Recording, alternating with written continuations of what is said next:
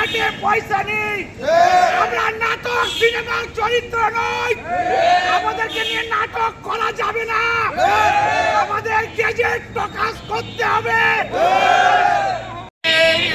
সরকার pay স্কেলের জন্য একটি কমিটি তৈরি করে দিয়েছিল, সুপারিশ কমিটি।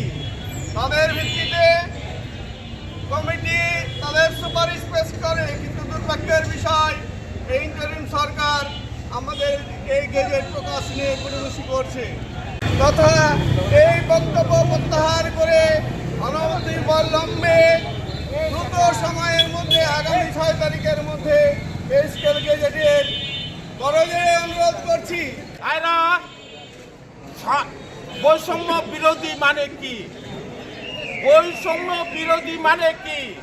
বৈষম্য বিরোধী মানে আমরা ছোট কর্মচারী আমরা বুঝি না, এবং যতক্ষণ না পর্যন্ত আমরা আমাদের দাবি মেনে না পর্যন্ত আমরা রাস্তায় থাকবো। আমরা শুধু ইন্টারিম গভর্নমেন্টকে বলতে চাই, আমরা জানি সোজা আঙ্গুলে ঘি উঠে না, কিন্তু আপনি হয়তো জানেন না আমরা ঘিয়ের বয়ামটাই উল্টে দিতে পারি।